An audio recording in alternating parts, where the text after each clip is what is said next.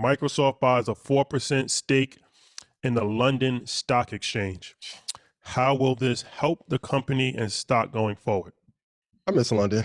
We need to go back. We get it. Shout out to London, man. Shout out to yeah. Tape London. Shout out to everybody out there, man. London's vibes. We didn't You even want me to have give time a breakdown of what the merger means, and then you give your all right. So for those who weren't up on the news, so the partnership involves next generation data and analytics, as well as cloud computing products, according to the statement by the LSEG, which is the London Stock Exchange Group. It includes a new data infrastructure for the London Exchange and analytics modeling solutions with Microsoft Azure, AI, and Microsoft Teams. So pretty much think about Microsoft incorporating their technology into a stock exchange to make it more, word of the day, efficient. Ian Gav. I've said it before, and I'll say it again. I think every company on earth at some point is going to have to get into the hedge fund business, which is the business of who can provide the highest returns. You don't think, let's say, like I'm watching Robinhood, right? We all are. You don't think Microsoft watched the craze of Robinhood and the GameStop craziness and FTX and didn't say, if we come in and provide a safe platform with cybersecurity and our global reach, we can probably take over this market. Let me ask you right now, who would you rather invest in, Microsoft's platform or TD Ameritrade?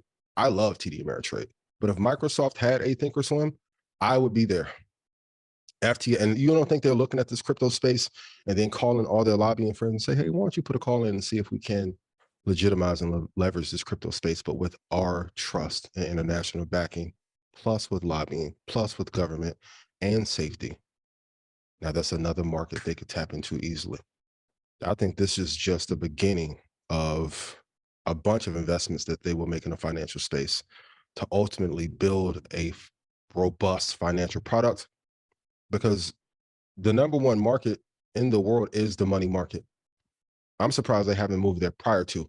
So if Apple's hiring crypto developers and all this stuff on the back end, working on that project, and Tim Cook is being slightly petty to upset Elon because they could have launched this initiative as well, Microsoft is very quiet. Write this down. One of the fundamentals that I look for in a CEO of any company is, in aggregate, how many times will they speak publicly versus their competitive CEO. I like a very quiet, calm, humble CEO. If they are from an Indian background, even better, because culturally things are done better there. But I think we're going to see a hard push, just what Apple did with healthcare and Amazon did with healthcare. And they've tested some things with this credit card and a couple other products. In 4 or 5 years, you're going to see Microsoft make a heavy push into the financial space. And with all this crypto contagion blowing up and Tether leaning on and hanging on by a thread, it's going to be a great push. And I think this is just a test at scale. Like, I'm gonna be honest, them testing this with the London Stock Exchange was my episode 70. I was needing proof of concept. Cool. Now, the platform is going to be Market Mondays for them. And when they come out with the platform in a couple of years, it is going to be game, set, match. But what are your thoughts? Is there any competitor that can take down Microsoft in the financial space? Shah Ponder, like, that boy good. Got some sleep. Of course, Microsoft is a giant. Sure. So it's going to be interesting to see. You always have to give advantages to companies that do things full time. Like, I like Apple as far as going into the car space, but I wouldn't count out Tesla because Tesla's been doing this, right? Okay. And it's a side meal for Apple. It's not their main course. So I'm always gonna be partial to companies that actually do it full time. So Microsoft isn't a full time financial company. They're definitely gonna be formidable in the space. But you still have to look at, of course, the JP Morgans of the world, the Fidelities of the world. These are companies that are not as big as Microsoft, but this is what they do full time. This is their full time attention and their full time focus. Yep. And then it'll be interesting to see what other tech companies want to get into the financial space. Apple, they get into everything. So I imagine that they would have, at some point, they will have a strong push into the financial services industry. I don't see why they wouldn't. It goes hand in hand with a lot of other stuff that they do anyway. It'll be interesting to see Google. I think Google is a company that, you know, I could definitely see making a strong push into the financial services industry. So I think the financial services industry is going to be, you know, changed over the next 20 years. Yeah. Question? Yeah. Comment? Question for the Okay. sake of not interrupting. I want to recall a conversation we had maybe a year and a half ago. You called me and like, yo, I'm tired of insert person. I'm gonna go make this move at insert partnership, right? Insert. And I was like, wow, really? He like, yeah, you know, I'm tired of helping people and them taking it for granted and not appreciating. Let me just blow it out of the water. You don't think that Microsoft, and they're blown out of the water. I won't, yeah, I'm in a good space, so I'm not gonna say that. But you don't think at some point Microsoft or Apple will have the same feeling? Because a lot of it, and it's a good lesson for people to learn, you cannot force a wartime strategy with a team that you cannot beat. So if Microsoft gets upset enough, like you said, even the car project is a side project. If you are a fan of Apple, you know EV was not even on a top 15 considerations 3 years ago until Elon had his commentary. And then blocking Meta was not an issue for the App Store until Zuckerberg said what he said about Tim Cook. So sometimes strategically, ego gets in the way. If you ever seen Succession of Billions, and we're all human, sometimes we want revenge. And they may not be able to beat the JP Morgan, but I think they can take down a Robin Hood. Oh, well, yeah. I mean, so the thing about it is, because I used to work in the financial services industry. So one thing that I know for sure is that the technology is not where it needs to be.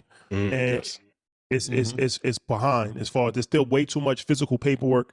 There's still way too much, you know, there's a lot more room. Like, don't get me wrong, technology is obviously, you know, plays a big part in financial services, obviously, right? From, you know, trading computers and different things of that nature, but there's still a lot more room, especially when you start thinking about artificial intelligence and, you know, all of this new technology that's coming that's not even out yet. I feel like financial services industry still has a long way to go as far as, you know, catching up to the tech industry. So it's a perfect marriage between financial services and tech. Perfect, especially on the blockchain. And that's what really, you know, the blockchain, I think, is really going to be interesting to see how that plays in financial services, because it's like, so to give you an example, life insurance, right? If you're trying to buy life insurance, what happens is that you go through an underwriting process.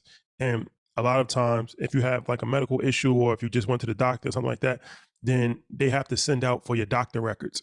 Now, the doctors, this is still a manual process, and it could take as quick as a couple of days. It could take as long as a couple of months. It really just depends on how efficient the doctor's office is, because the doctor's office has to actually get the records, like physical records. Yeah. Then they have to actually email the records. Sometimes they even fax, which is crazy. They still actually fax records. Like doctor's offices, they actually need technology more than anybody. So it's like, imagine if all of your medical records are on the blockchain. Once the insurance company asks for it, it's sent within a matter of seconds, and an underwriter, and not a human underwriter, because humans have objections. No matter how, you still have some level of bias, you have some level of objection. Imagine if it was artificial intelligence that was an underwriter, and they just get the data, all they see is numbers, and they can give an approval right now, yes or no. So imagine that you can get approved for life insurance on the spot within 5 minutes. Like, I've seen policies take 8 months to get approved, because you got to go back and forth. You got to get the doctor. You got to talk to the underwriter. You got to explain to the underwriter why, yeah, he has diabetes, but it's coming down. It's like, you know, it's still a personable business. Imagine if all of that was taken away. Imagine how much money that would save. Imagine how more efficient that would be. Of course, there's going to be issues because there's no more human element to it. But I could definitely see that. I'm just using that as one example. There's a million different examples. But imagine if you could just apply for life insurance, and then within 10 minutes, you know exactly if you got the policy, how much it's going to cost, what you got rated at. That's a game changer for the whole entire industry. Sounds like a way more efficient way to do business. Right. That's the common theme. And I want to give the analogy, but I want them to see the episode of how he explains how business works in that efficient manner. But when you're talking about, especially with the London Stock Exchange, do you want to become one of the most global recognized marketplaces? Yeah. What do? You make a partnership with the best managed, and this is Wall Street Journal, the best managed company of 2022 was Microsoft, right? Hold on. Say it again. The number one, the best managed company in 2022 is Microsoft, right? So you get with them, Now you obviously are going to create infrastructure that is going to be premier. But what also you've done is now you've created a contract for a company, right? So when we're talking about the cloud and AI segment, they've made a commitment to spend $3 billion to build infrastructure, just on that alone, right? So now when you think about the LSH, you've seen even in today, their stock is going up just on the thought of this collaboration happening. But it's going to be more efficient for everybody, right? It helps them on a global scale. It makes them legitimize, their efforts even more so when they get with a company like this. So I mean, I'm excited for them. Microsoft stock, Yeah. bullish. Bullish, always bullish. Oh, Hey, did you know who they bought the 4% from? The 4% stake? Who? You might have heard of the company, BlackRock. well played. Well, at some point, we got to have a conversation about the guy that just is buying the stock exchanges. That was dead broke 5 years ago. Serious conversation. That was a real conversation. That's another conversation. Who owns the New York Stock Exchange? Who owns? Do your Google searches on that. Yeah. Right now. Do your Google searches on who owns New York Stock Exchange. Yep. Do your Google searches of where he appeared from, magically Yeah. out of nowhere. Shout out to Peter. Shout out to Peter on that, man. He enlightened us. He gave us and education. even with Sam, there's a few people in the crypto space who popped up out of nowhere. When you look at the crypto.com CEO, he's had a history of bad exits and bankruptcy, but there's a few people who have popped up out of nowhere and bought some brokerages with no money to their name. How, Sway? For those you don't know, it costs hundreds of millions minimum to acquire a mid-sized brokerage, let alone some of the biggest. But I want to stay on air. But think about that language, though. Like, think about the language. I'm sure there's people sitting here right now that didn't even know that was a possibility, that you could buy an exchange, right? So, like, once we see the possibility, like, that's even a thing, that opens the eyes to educate yourself now in that space. The great thing is, just had an idea. Like, I want to buy. I want to start buying stock exchanges. And if I can make them more efficient, just market purchase the New York Stock Exchange. Create infrastructure. Yep. Mergers and acquisitions. Well played. Well played. And well played. that's why I say you only get one life. And for branding purposes, people may only know you for 3 things throughout the course of your life. You have to pick those 3 very carefully. But this is why when you have conversations with like a Robert Smith or Dave Rubenstein, like, you have to level up your thinking, your level of execution, and level of automation. Because these opportunities, like, and I'll say this now, for those of you trying to get rich and get the bag and get a real bag, not just a bag so you can go smash whoever you want to in Atlanta that got their body butt, ATL. I'm not judging. I'm just saying. Atlanta like that. I mean, it's not happening in Albuquerque. Well, a little bit. Hell, Anyway, Perhaps. now over these next 3 or 4 years, you're going to have some opportunities to have the conversations. Trust me, if we was in a bull market, I wouldn't be on exchange as much. There would be no need for me there. If we were in a bull market, trust me, I would be kicked out of Meta like Jazzy Jeff used to get thrown out by Uncle Phil. But in a down market, you have to quintuple your efforts to get these deals done because people are now open to them. But yeah, to even buy an exchange with a thought of, come on, man. One of these things. Everybody wants to buy stock, but who owns the stock exchange? Yep. There's always levels to this.